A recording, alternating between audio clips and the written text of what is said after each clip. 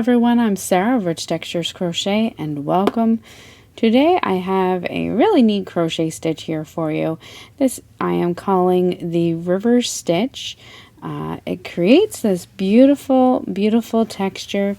The fabric is quite airy, has a little bit of stretch to it. It's not too dense. This is the front side of the fabric, and then this is the back side of the fabric. So today for this tutorial I'm going to be using a little bit of a medium and worsted weight yarn. This is the Heatherly yarn by We Crochet, as well as a 5mm or an H8 crochet hook.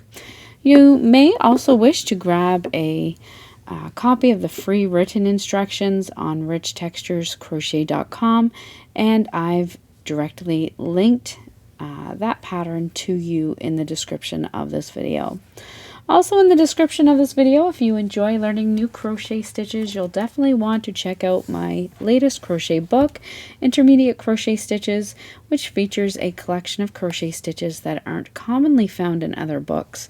And there's 102 of them. It has some beautiful, bright, large color photos and a larger clear print, as well as places to take notes and inspire you as you design your own patterns with these stitches. You'll definitely want to check it out. It's available in paperback, hardback, and ebook format on Amazon, and there's more information in the description. So thank you so much for joining me. Once again, I invite you to subscribe, take a look around. This channel is updated every single week with free crochet patterns and stitch tutorials. Let's grab our hooks and yarn and get started. Now our stitch today is worked in rows. You're going to take your yarn and make a slip knot and then work a foundation chain today. And your foundation chain will can be any number of stitches. This is a very versatile stitch. So today I'm going to go ahead and chain 20 chains.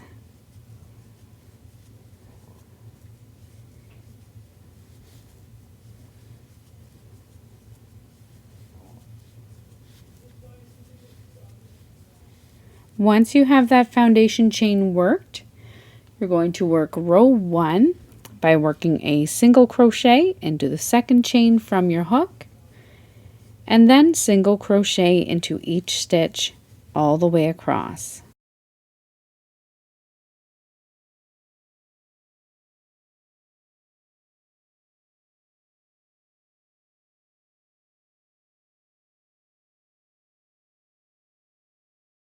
At the end of row 1, you're going to chain 4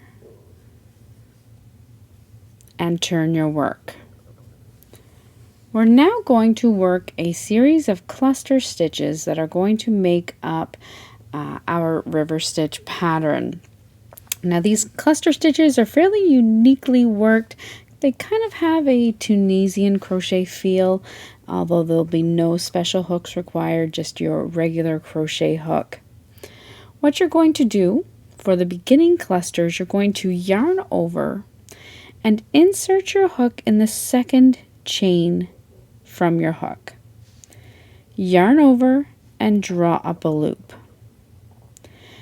You're then going to, you have 3 loops on your hook, yarn over once more, insert your hook into the next chain, the third chain from your hook, yarn over, and draw up a loop. You now have 5 loops on your hook. We're going to do that once more, yarn over, insert your hook into the next chain, the 4th chain from your hook, yarn over, draw up a loop. You now have 7 loops on your hook. You're going to insert your hook into the next stitch on the previous row, the next single crochet, yarn over, draw up a loop. You now have 8 loops on your hook. You're going to yarn over, draw through 3 loops on your hook, yarn over, draw through 3 more loops on your hook, yarn over, draw through 3 more loops on your hook, with 2 loops remaining, yarn over, and draw through the final 2 loops. That's how we're going to work our beginning cluster.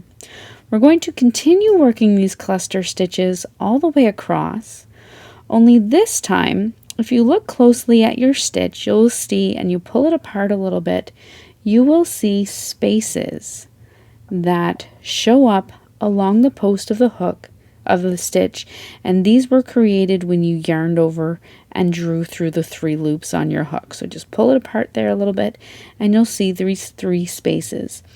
Those 3 spaces are where you're going to be inserting your hook along the post of the previous cluster. So yarn over, find that space closest to your hook, insert your hook, yarn over, and draw up a loop, and you're inserting it and wrapping it around the post of that previous cluster.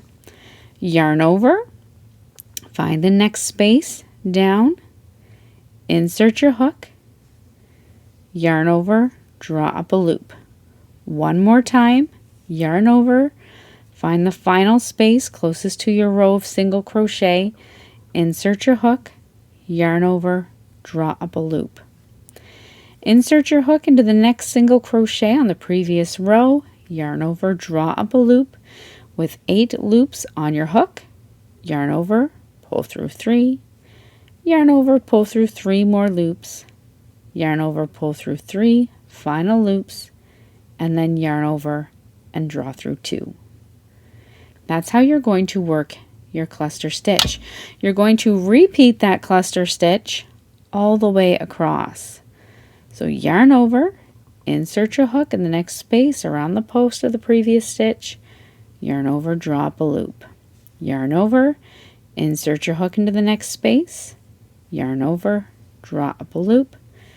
Yarn over, insert your hook in that final space, yarn over, draw up a loop.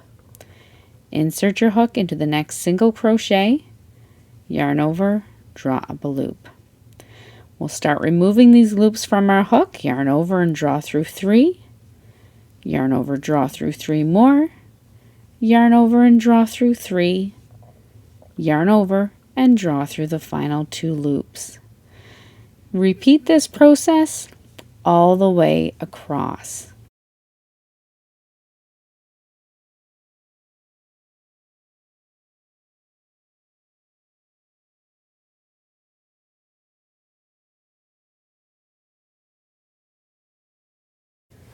So I've now come all the way across my row 2. I'm just working my final cluster stitch.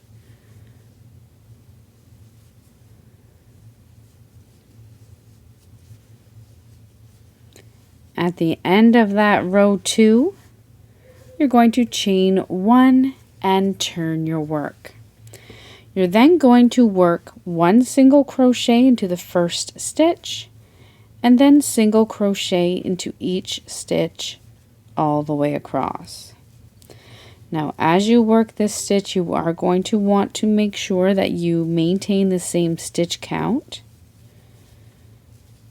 You're going to single crochet all the way across, and then finish off the row by working a single crochet into the top of the chain 4, which I'm going to show you when I come across. So I'm here working in my final stitch, and then just into the top of that chain 4, work 1 more single crochet.